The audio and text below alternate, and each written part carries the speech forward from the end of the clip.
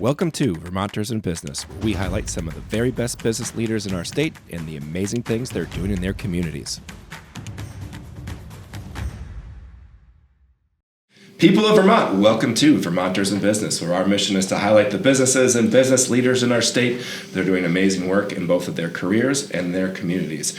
I am your co-host, Drew Kinney. We've got a great show today. I'm super excited for it, but please first join me in welcoming my co-host, Travis Spencer. He is a serial entrepreneur, a local business and enthusiast, and around here we know him as a world-class insurance agent. Travis, how are we doing today on the hot take front? Doing great, yeah. I got a hot take for us to get things started. I don't know if you've noticed over your lifetime how big the dessert aisle has gotten in the grocery store. Okay. Like I remember as a kid, you had 3 or 4 different types of ice cream. I don't know. Yeah. Now you go down that aisle, it's like the whole length of the grocery store. Half of them are in ice cream. Yeah. Well, yeah, we got novelty. Like ice cream section seems to be getting smaller. We have more novelties. I don't know what's wrong with just having a simple cup of regular ice cream or a cone, right? That's fair. I just think we're overloading the dessert aisle. That's my hot take for the day. Awesome. Well, joining us today is Colleen from Palmer Lane Maple. Colleen, how are we doing today? Doing great. Thank you. Awesome. So you are originally from all over, a military brat. I am. And then and landed in Jericho. Tell us a little bit about that. So I ended up in Vermont with my ex-husband. The marriage didn't last, but I stayed. Yep. And then I met my husband, who is a Vermonter. Yeah. And as I say, I probably will die here. All right. But yeah, now I've been here for 30 years, and although I've given birth to a couple of Vermonters, I know I will never be a Vermonter. All right. I think you might qualify. Yeah. You've dealt with enough maple products. That's right. Exactly. Definitely. Very true. All right, Colleen, one of the first things we do with all of our guests is we jump them into something we call the Vermonter Hot Seat, and it gives everybody a taste of who you are as a Vermonter. So, Colleen, are you ready for the hot seat questions? Okay. Yeah, all right. Pancakes or waffles? What are you having with your Vermont maple syrup? Waffles. Okay. Nice. All right. The true maple producers are all yes, going waffles. all maple producers say waffles. Yeah. Okay. A perfect day for you, is it a winter day at the mountain or a summer day at the lake? Oh, easy. Summer day at the lake. All right.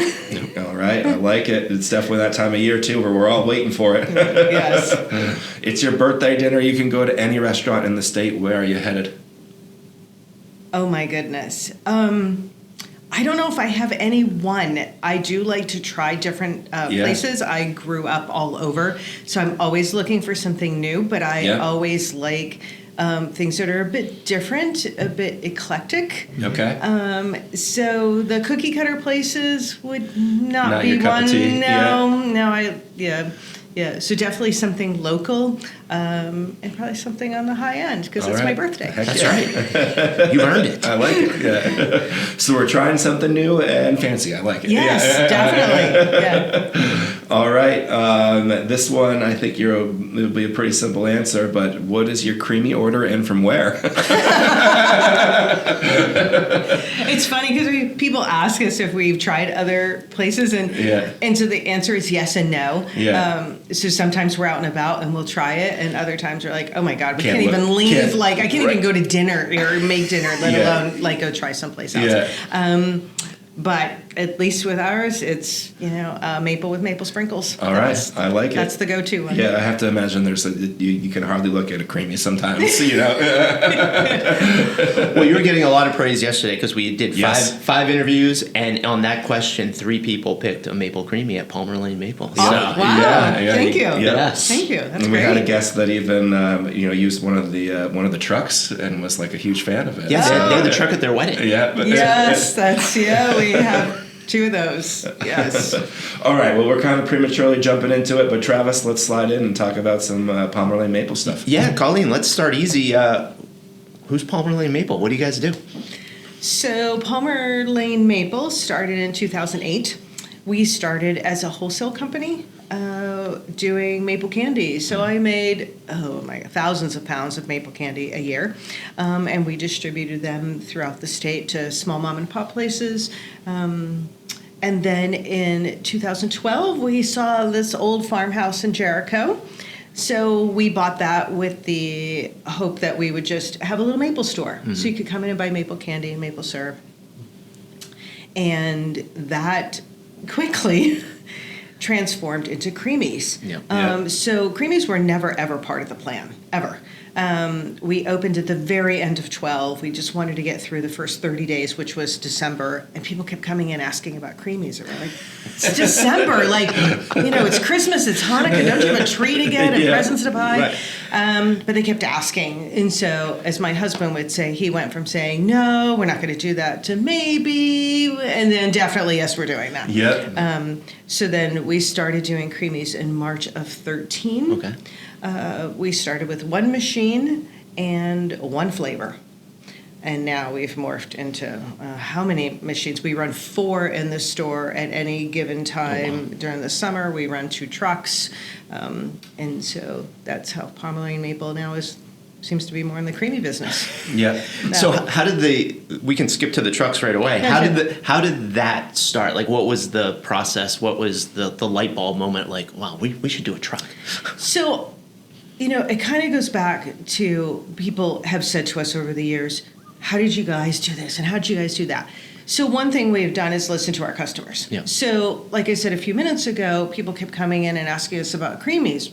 We weren't thinking creamies, but they kept asking. So we started doing creamies, and then mostly moms would come in and say, can you just wheel that creamy machine to my daughter's wedding on Saturday? And we're like, sure, honey. It's 700 pounds. It's going to take 3 men and a boy, as they say, to get the truck. And so we would joke about it. Well, long story short, one of my husband's hockey buddies found this creamy truck in South Burlington. And we're like, oh my gosh, we don't have to drive half a day to get there. So we go look at it, and it's great. So we thought, okay, we'll get that. So that was in 17. Yep. So we bought it right around Memorial Day and did 35 events that summer. And we were just trying to figure out how you do this whole truck thing. So that was the first truck. And then we bought the second one in 22 because we were just booked and we were turning people away. And now we run 2 trucks and we're booked and turning people away. Wow. That's a good problem to have, I guess. It is. So we do, so the trucks are very popular. And so people can rent them for events, you do fairs, where does it go? Everywhere and anywhere? So we do not do the neighborhood. We're not a Mr. Ding Lane type of truck because there's a creamy machine in there, there's liquid in there, and so you can imagine driving around and it would slosh all over the place. So primarily what we do are private events. Yep. So you can book us for a wedding. We've done weddings, we've done bar mitzvahs, bat mitzvahs, graduation parties, birthday parties, corporate events, employee barbecues. A TV station had hired us because they won a bunch of awards and wanted to say thank you to the whole team. Yeah. So really any event like that, we do a few public events, but generally the ones that are on the larger side. Okay. Because, it has to be a good fiscal decision for us to come. Sounds like a employee appreciation summer thing for us. Yeah. We've done, how many creamies do you think you can eat? Sometimes they'll hire us, they'll have, they may have a barbecue truck or taco truck, and we're the dessert truck. Yeah, that makes sense. So, So let's go back to the maple candy, the first thing. What was the process with that, the trial and error making maple candy? Is it a simple process? Is it something you really had to learn a lot about, or how does that start? It's not an overly hard process, but maple is temperamental. Okay. So you have to know what you're doing, and you pretty much have to just keep repeating that process. Maple can act funky sometimes, and even when you've done it for years, sometimes it just, it's having a day. But making maple candy is relatively easy. Mm-hmm. And of course, there's good and bad in everything. So we've have people who only eat our candy because they like it, So you have to really start with a good syrup. You want to make sure that the syrup has good flavor to it. Otherwise, it's kind of like, if you had bad ingredients in a cake's not going to be good with bad ingredients. Yeah. So same thing. So you're making the candy with syrup that you would use. It's similar to when Julia Childs said, you cook with wine you would drink, but you're not using a bad maple syrup to make the candy. You want to use high quality as well. You want to use a good flavor, and we use golden for candy. We always have used golden. It just makes a really pretty candy. And then the other thing that we do is we offer lots of different shapes. Mm-hmm. So we still do wholesale as a company. And we have a few customers like on Cape Cod. And so we have lobsters and we have seahorses. And then now we're selling Easter rabbits. And a few months ago we were selling Santas.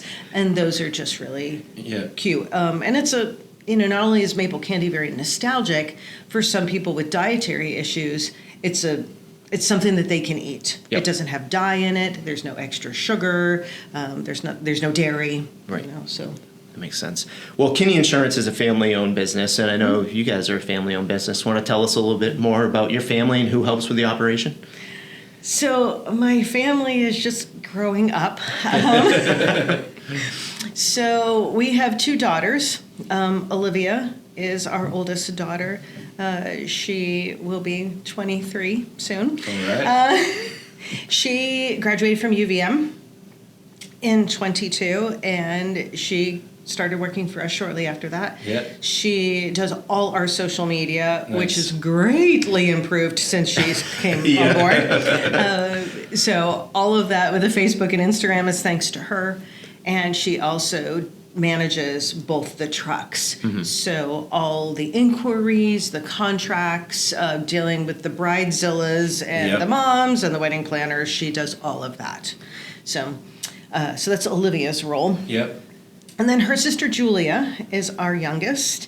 And just to brag a little, she is 20 and she will be graduating with her bachelor's degree in a few months. So we're really excited about that. She has been, both the girls have worked all the way through. I mean, they grew up in the business. They don't know any different.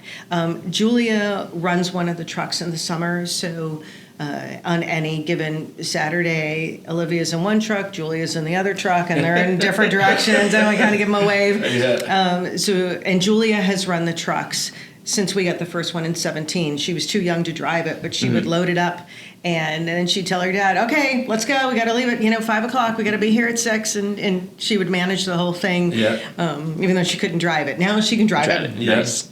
And she goes to events. And so with her graduating, she will come on board with us in the summer. She is now our assistant manager. Okay. So, and her role is kind of yet to be determined, but actually, she's jumping in with interviews. So we are in the process of hiring our summer crew, and Julia is part of that. Nice. I was going to ask, I'm assuming there's some seasonal employment that you have, so you have some ebbs and flows with staffing throughout the year. Yep. So we kind of ramp up, and we'll hire a crew for the summer.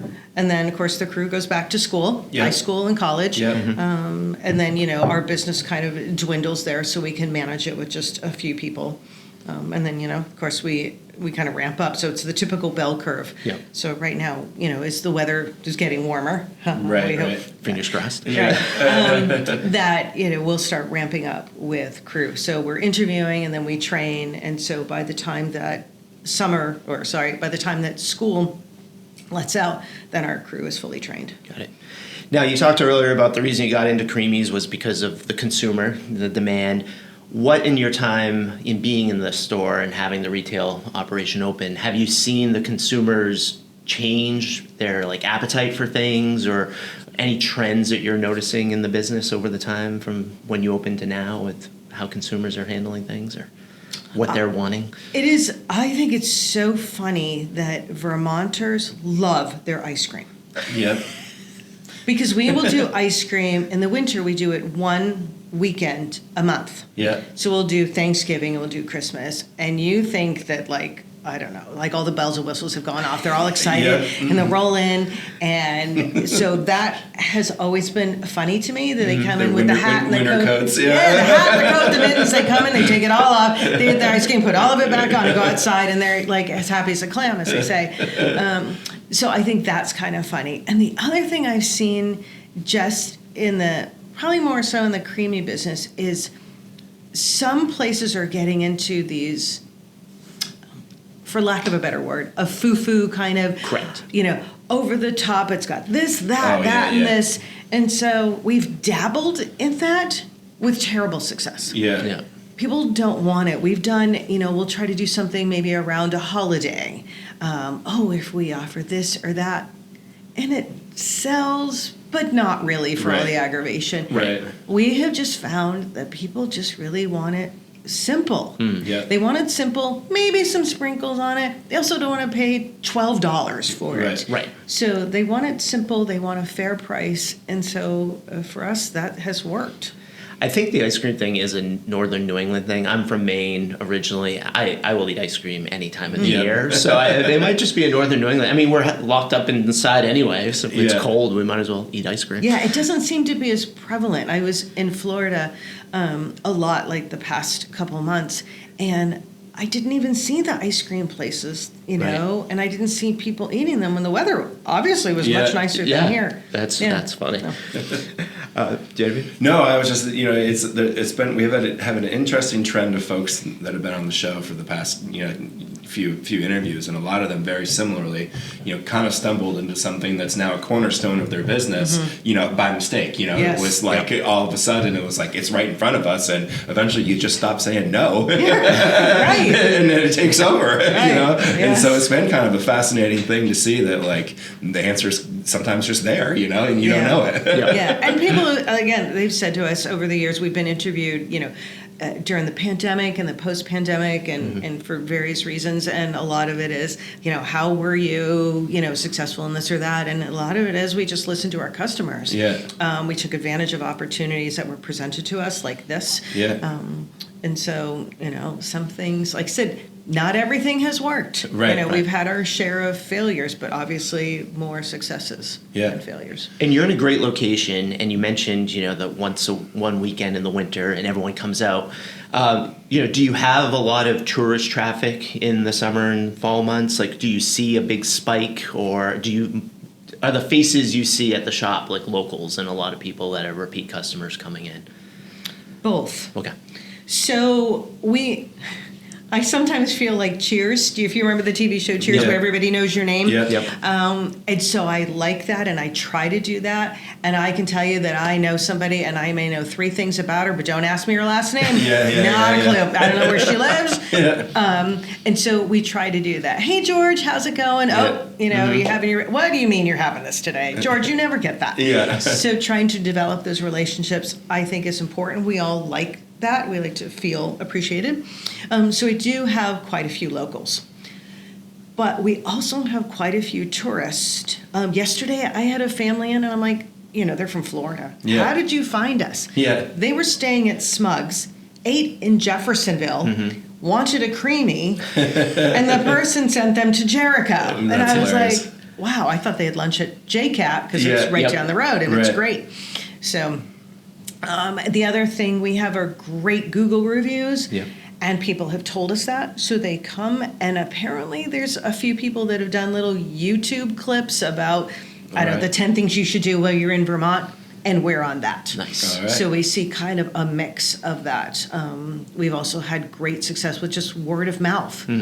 People will say, I don't know, their cousin, oh my gosh, you got to go there. Or we've had people say, oh, my sister told me this is the best place. We drove all the way from Burlington. We're like, okay. All right.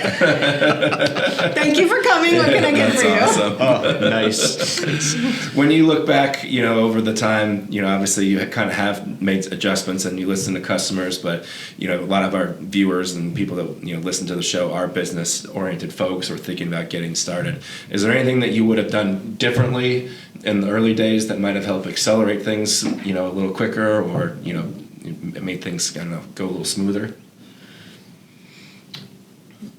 There's not really anything that we would have done significantly differently. Both my husband and my husband's probably more of the risk taker than I am. Sure. But we both are very practical. So, like our first creemee machine, we bought off of Craigslist, which was the place to get it at the time. Because a brand new creemee machine will probably run $25,000. Oh, wow. Well, we had been open about 5 months, so $25,000 was a little steep. And we bought it for like $4,500. So we're like, great, because if this bombs, we're only out $4,500. Right? It's not a lot of money. Well, of course, we had no idea it was going to explode. And then, then we're buying machines. And so we both had very thought out, calculated risks. You're like, oh, we're going to try this. So we don't do anything that's huge Right, or right. expensive. We didn't do that during COVID. The one thing that probably, if I really had to do it over again, and people are going to cringe when I say this, I would not have bought the location in Jericho. Yeah. Not because of Jericho. We love Jericho. It's a Yeah. great community. But because we have grown so much and so quickly, we do not have the parking that Okay. we need. Yep. And that's the issue. When we Yeah. looked at the spot, we're like, oh my God, this is so charming. Yeah. 1830s farmhouse. It's got so much history. People love it. It's so Vermont, but it has no parking. Right. And that's been our biggest Yep. hurdle. So Yeah. if I had to do anything over again, Yeah. Okay. that would be it. That makes sense. Yeah, Give them the location, yeah. And then Yeah. the trucks are a good counter to that, so that was a good move. Yeah. What is the lifespan of a creemee machine? Oh my gosh. It just dawned on me. I feel like if Yeah. you're spending 25 grand on one, it's like, One of ours just recently passed away. And it probably was a good 20 years old. Oh, wow. We only use Taylor machines. There Okay. are other ones out there. But Taylor to me is kind of like the Honda, where, you go, oh my God, that Honda will run forever. Yep. You know? Yeah. So the Taylors are just really good workhorses. And one of the ones in one of the trucks is the one that passed away, and it was probably at least 20 years Wow. old, Wow. and just really solid workhorse. that's good. Yeah. So we've got the 2 trucks now. That's booming, obviously. Crystal ball, is there any future growth plans, or you guys feel like you're in a good spot, or anything coming down the line? I don't think there's anything huge, and part of it is we're in an 1830s farmhouse Right. Yeah. that was never designed to be a store. End quote. So it would be hard for us to really expand. Mm-hmm. We've talked about different things. Could we get into hard ice cream? Yes. But we're limited in Jericho because we're on septic. Right. And dairy and septic are not Right. good friends. Right. Yep. So you have that limitation. Then you have space and, parking. And so, that one hasn't really, will probably Satellite not do. locations, not something you guys Yeah. have thought about.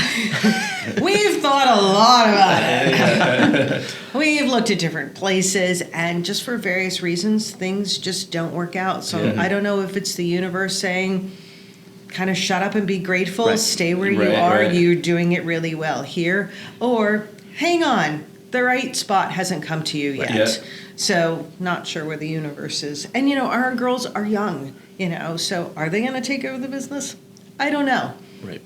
They're, like I said, they're 20 and, almost 23. Yep. Yeah. So, who knows? Give them some time, yeah. Yeah. We we try different products, but again, we're really limited in space. And if you come and either you step in the store or at the window, you can see we're in a really small spot. Yep. So we don't have a lot of room to, to expand into. I don't even know what we would do.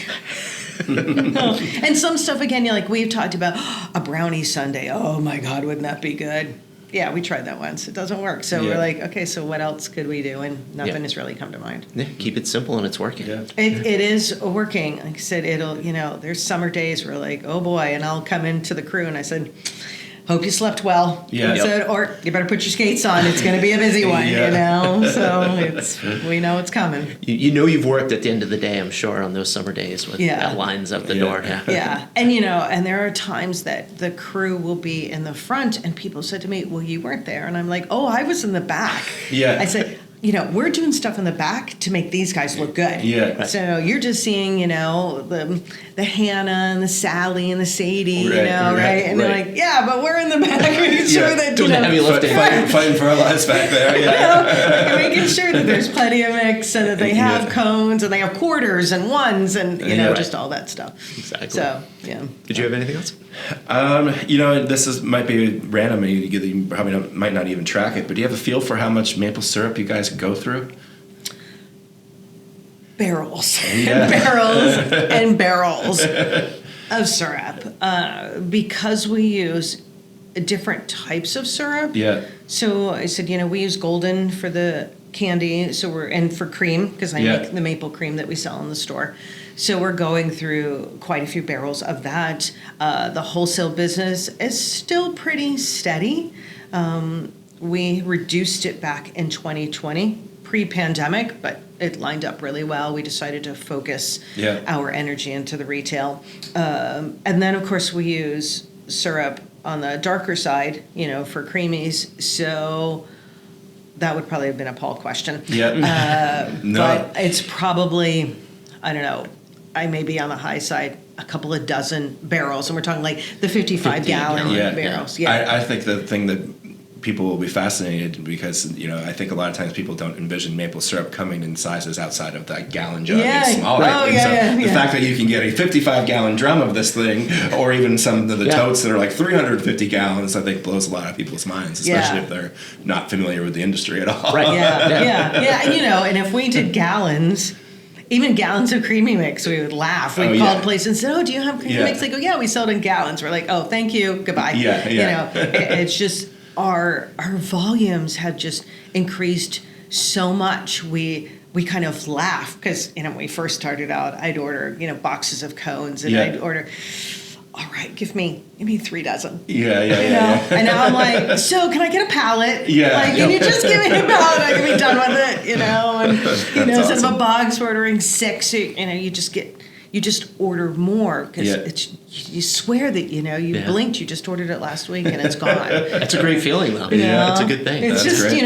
Again, it's staying on top of it and and trying to predict. And of course, the weather we're so weather dependent. If it's a sunny day, no matter what the temperature, we're going to be busy. If it's overcast, really not so much. But then in the summer, it could be anything. We could get a call that says, hey, I've got a summer camp and we want to stop by at 2:15. Okay, I've got 50 kids. Alrighty then, or coach decides that it's the last baseball game and coach wants to buy for the kids and they show up. So it's really unpredictable in that way. Very nice. Is there anything you want to add? Anything we might have missed that you want to touch on? Or you mentioned at the beginning that we support the community, and we do, very much so, in many different ways, and not to toot our own horn, but we do give back to the community. Maple Open House Weekend, we took the opportunity to put out like a collection jar, donation jar. And we picked 4 charities that were kind of near and dear to our heart. And then we matched it. Nice. So, Nice. for every dollar you put in, we put in a dollar, so to speak. And that was good. We have supported our community, for the 12 or 13 years that we've been in Jericho. So we have a bottle drop that's in front of the store. And we use that money and we put it back into the community. So it could be, I've bought a couple books for the local library. Nice. We've given to Project Grad at MMU. The softball team, the hockey program. So all that's important to us because those are our customers. That community, that's our customer base. So we like to have our name out there to say, oh, you supported us, we'll support you. And I think, overall that works well, I think, for any business in Vermont. Yes. Supporting each other, and we all stay in business. Yeah, for sure. Fantastic. Awesome. Well, I think we've pretty much covered everything on Travis. So. Colleen, where can people find you? Jericho, we are in Route 15. We are on the corner of Old Pump Road and Route 15. So our address is 19 Old Pump Road. Okay. If you're putting it in your GPS. But we are on the corner of Route 15 and Old Pump Road. We are sandwiched between Snowflake Chocolates. If you have not tried them, they are so good. Yes, they are. Oh my gosh. And the Jericho Post Office. That's where you'll find us. All right. And then palmerlanemaple.com, and you can interact with Olivia on Instagram and Facebook. Yes, definitely. All right. Well, this has been another episode of Vermonters in Business. As always, as we close every show, if you happen to know somebody that is doing great work in their community and their career, please send them our way. We'd love to have them on. Colleen, thank you so much.